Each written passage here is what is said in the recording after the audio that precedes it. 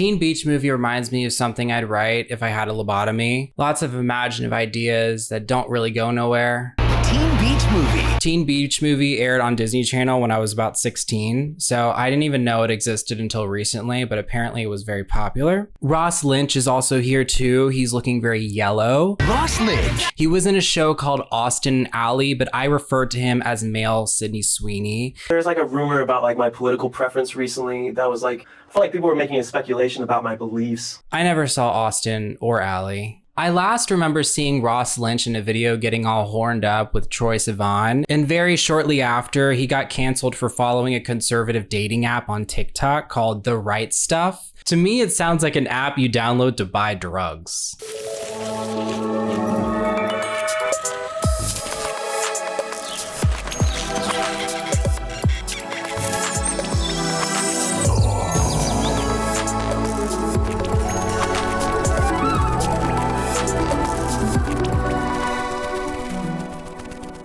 Brady and Mackenzie live on the coast of somewhere undisclosed. I mean, they technically did film in Puerto Rico, but I don't think they're supposed to live in Puerto Rico because I haven't seen a single person speak Spanish. They probably want me to believe that this is Florida. Mackenzie and Brady have been in a very serious relationship since they started high school 2 years ago. But little does Brady know that Mackenzie is about to leave tomorrow and hasn't mustered up the courage to, tell him that she's never going to see him again. Listen, Brady. Oh, did you hear about tomorrow? Yeah, they're talking about 40-foot waves. More on that later, but I want to talk about our setting because it feels a little incomplete. At first, I'm like, are they on vacation? Are they on a deserted island? Are they dead? Like, what's happening? Then I find out Mackenzie lives in this swanky beach house with her grandpa who makes surfboards, and I still just don't see any signs of civilization. Like, who's buying your surfboards, Grandpa? Is he selling them? Maybe this is just his collection. I don't know. I read that this beach house was literally owned by the governor of Puerto Rico. And then Brady is just kind of there the whole time. Not sure where he lives. You know what I mean? Like, where's the neighborhood? Or do they live on a wildlife reserve? Speaking of surfboards, Mackenzie and Brady only surf all day, every day. That's all they do. They like catching big waves and like drinking salt water and whatever. Brady comes through the door and notices his favorite musical movie start playing, West Side Story. I can't believe you're watching this without me. West Side Story! Which is supposed to be like 1961's West Side Story, except it's all on the beach. Brady seems to really love this movie.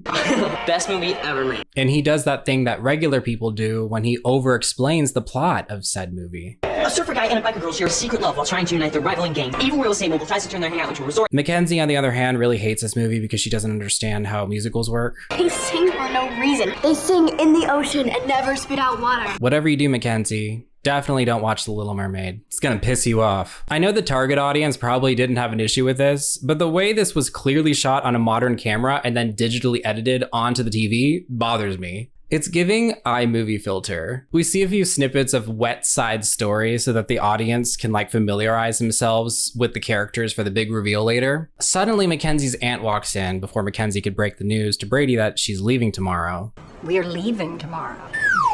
Mac, what does she mean by that? And it turns out that Mackenzie has agreed to finish up high school at this fancy schmancy prep school. My niece will be attending the exclusive Dunwich Preparatory Academy. Brady obviously knew nothing about this, and not a single person is being sensitive to that. Sweetheart, your new life begins tomorrow. Let's just laugh at him now. Yeah, Mackenzie, you're gonna love your new life without Randy or whatever his name is. So Brady is understandably bothered that his girlfriend of 2 years didn't mention this once. Can't believe you didn't tell me. I didn't know how. You're leaving? How can you leave? And he assumes that she's being forced to go to this school, but it turns out that Mackenzie is very much on board with this. Because this school was apparently really hard to get into, and it's going to set up her future or something. I was really lucky to get into this school, Brady. The aunt says it'll pave the way to my future. And that's all fine and all, but the minute she ever has to take any sort of accountability for just not mentioning this for 2 years, she runs away. I didn't know how. Emotionally, she's lactose intolerant. She further explains that she made a deal with her aunt that she could live in Grandpa's beach hut for the first half of high school, and the last half she would go to this new school. And she uses her dead mom's journal as a way to justify this decision because her mom wrote that she wants her daughter to be successful. Aren't you happy here? It's my mom's journal. I dream that my daughter becomes a great success. She had me. She never got to live out that dream. All right, so y'all just seen that corny ass shit. Okay, sorry for your loss. Rest in peace. Still doesn't explain why you negated to tell Brady this 2 years ago. Like, it just seems very irrelevant to me. I would understand more if she was going to an Ivy League college or something, but she's just finishing high school somewhere else. Besides the long-term networking aspect, I'm sure you'd gain success if you just finish high school where you're at. If you just want to go to the cooler high school, then just say that. I personally think that she just wants to get away from Brady. I feel like that's the most logical explanation for all this. Because Brady, God bless his little heart, he's trying to make this work, saying things like, oh, I'll wait for you. And Mackenzie is quite unwilling to entertain that. How could there be an us after today? I'll wait for you. She even uses her dead mom as a way to compare missing her mother to missing your long distance boyfriend. I know what it feels like to miss someone, Brady. I care about you too much to ever put you through that. Oh, right. You're thinking about Brady. Girl, you need to be so for real right now. Brady has been annoying the fuck out of you. He's been all up in your shit. He's been at grandpa's house all the time watching that fuck ass musical that you don't even like. Doesn't even let you breathe. He's just always there singing his old show tunes. And you want a little space that requires a little bit of landmass. My professional opinion is that Mackenzie was the first brick to be thrown at Stonewall. I don't think she likes boys. And like, I'm going to explain more on this later. I don't want to divert topics. But for now, she really just needs to let herself be the villain. She wants to break up. She doesn't need to be doing all this dead mommy nonsense. Brady, you're annoying the shit out of me and I never want to see you again. And Brady, I might only like girls. It's that easy. And then she comforts him. And for a split second, I thought he was just going to give her a knuckle sandwich. Don't worry, Brady. Do I have a dating app for you? So the next morning, Mackenzie is getting all packed up for the airport and decides she's gonna take Grandpa's special surfboard out to catch the big waves that she was anticipating today. Real quick, there was some attempt earlier to build a backstory about the surfboard. You still have that. Still have it? I mean, we all grew up with the legends about this board. You know, that it's been in the family for a while and helped Grandpa find himself. We each found our destiny on it. But the execution in selling me the idea that this is a magical surfboard was very much glossed over. So as she's getting ready to hit the waves, Brady shows up unexpectedly and she seems kind of caught off guard by that. Like she's kind of annoyed that she has to see him again. How'd you know I was gonna be here? I'm glad you came though. I told you. I just came to watch you surf, not to propose. There's a lot of dramatic music playing with this like footage of her surfing and GoPro footage. And then the lifeguard makes a signal to come back. I want to know why Grandpa isn't reacting that much at all. He's just looking at her like, wow. I don't like the looks of this guy, Brady. What is she doing? This doesn't look too good. Also, where were all these people yesterday? This movie sucks at world building. Like, where are we? Brady goes to save Mackenzie on someone's jet ski and he's begging her not to ride the big wave, but Mackenzie just has to do it, which leads to both Mackenzie and Brady getting consumed by the giant wave. Upon emerging from underwater, Mackenzie and Brady notice that the storm has strangely passed right away. All the people are gone. The sky is clear. Brady is still shooting a shot. I tried to save you. This is the part where you tell me I'm your hero and shower me with kisses. Dude, I think she's just gonna block you for being for real right now. They look around and notice that something is definitely off because there's a bunch of people dancing and singing. There's a dude swinging a hula hoop around his neck. And if it wasn't obvious to y'all watching already, surprise, surprise. Surprise, surprise! Brady and Mackenzie have been transported into Wet Side Story. Wet Side Story! You know, the movie from earlier. This is also part of the video where I want to address some of the clashing ideas that we had at once. Because not only did the producers want to try to replicate the Pleasantville effect, they also made their casting choices to mirror High School Musical. They also made the plot of this made-up musical to be kind of sort of like West Side Story, but it doesn't land. And some choices that pay homage to 1963's Beach Party because they dedicated this movie to Annette Funicello, rest in peace. But also, they make the aesthetic of the characters to be kind of like Hairspray, down to the roll call sequence, clearly taken from one of the numbers.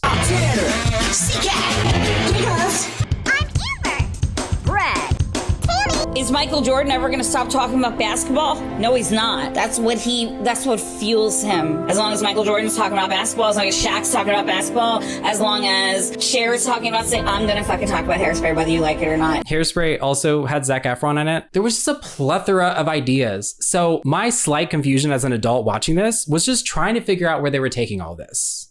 You know what I mean? Mackenzie acts really annoyed being in this movie that she clearly hates. Kind of like Reese Witherspoon in the first half of Pleasantville, except Mackenzie and Brady aren't siblings. The teens in this universe all hang out at a beach diner called Big Mama's. The first time Brady and Mackenzie try interacting with the movie teenagers, they all just stand around and act confused, and that confusion quickly turns into implied hostility. Seems to me that we've got someone wanted Hodak. That we need to put the kibosh. This guy acts like he's on crack all the time, and there's no explanation given. Jelly! I guess he just does that sometimes. What bothers me about the way they made these movie characters is as soon as they interact with Brady Mackenzie, they are completely taken out of the 1960s beach movie vibe to act entirely different. And if their intent was to make it because of the West Side Story idea, We don't jelly roll to outsiders. then I wasn't sold enough. Because, okay, if you're not familiar with West Side Story, the whole premise of the plot is that you have two different factions that have this ongoing turf war, and the two main characters fall in love. So this is meant to be a retelling of a Shakespeare retelling, except the opposing biker faction in West Side Story hangs out of the same place as their rivals. There's not a home base for both factions, and they seem to usually be in the same vicinity. And both gangs, if you want to call them that, want big mommies all to themselves. Archie wants his slice to himself. We want it all to ourselves. That's it. The biker wardrobe also felt really inconsistent. Like the houndstooth pattern for the early 60s reminds me more of like Christian Dior or Chanel. It specifically conveys sophistication, so I'm not sure why they went with that idea. And then they liked the red and white stripes, but also they liked polka dots. Much like the general foundation of the movie, there was just a lot of ideas. All the bikers were clearly told to act like they're from Greece, which again, why do we have to pick all the movies? We couldn't just say, hey, let's make a Pleasantville meets West Side Story movie, or let's make Pleasantville meets Grease. It's Pleasantville meets every musical movie I've ever seen. The next musical number is what I can only describe to be Grease Lightning. They just talk about how they love motorcycles. Brady jumps in there and sings his little heart out. Right after the number, there's no post-discussion with the surfers. We just immediately see Brady and Mackenzie walk outside and argue. Mackenzie does this really annoying thing where she switches places with Brady after every line that she says. So they're brainstorming on how they can get back home and realize that the storm sent them to this universe in the first place, and figure that the storm that's supposed to happen at the end of the movie could also take them back home. Because there's a huge storm at the end of the movie. What are we gonna do in the meantime? Because in this made-up teen beach movie universe, there's an evil scientist who builds a weather machine to try and kick the teenagers out so he and this developer can build a resort. They realize that their best shot at getting back is by waiting for this storm to happen, and in the meantime, Brady just really wants to party with his favorite movie characters because he's a little gay theater boy. They head back into Big Mama's and everyone's dancing. There's also this one girl named Giggles who has like these like beads or tassels on her swimsuit. She's always shaking her fucking tassels like this. In comes the biker gang, and outside of a few dirty looks that they give, they seem to coexist perfectly fine, but I'm also supposed to believe that the surfers and bikers are sworn enemies. Layla, who is the biker leader's sister, sings a song, and both factions are dancing on the same dance floor. And you'd think the surfers would throw something at her because they're rivals, but again, not a whole lot of actual hostility outside of some like bad stares. Everyone's dancing except for Mackenzie, who's freaking out about waiting around for the storm because she wants to leave the movie now. She's kind of spiraling, probably doesn't have access to her meds. Totally relate. She runs into Tanner, who catches her, and Layla falls off the stage and is saved by Brady. You saved my life. Not really. Stage is like 2 feet up. This is important because in the original West Side Story movie, Tanner is the one who's supposed to catch Layla, and this ignites their controversial love story.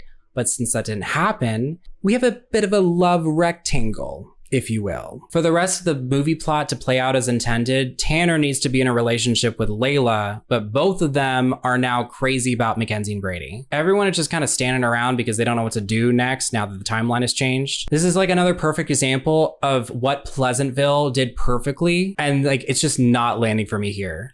Nothing's happening. It's almost dull. Okay. Because honestly, this conflict doesn't even make sense for the story. I'm not going to divert too much, but like in Pleasantville, for instance, there's this whole universe that you believe in as a viewer, where like all these people live in this 1950s TV show. But in this movie, all the things that these characters do just seem completely random. The storm that Brady mentioned earlier happens 3 days after Tana and Layla are supposed to meet, but Mackenzie is worried that this change in the movie's plot will prevent the storm from happening somehow. So we changed the movie.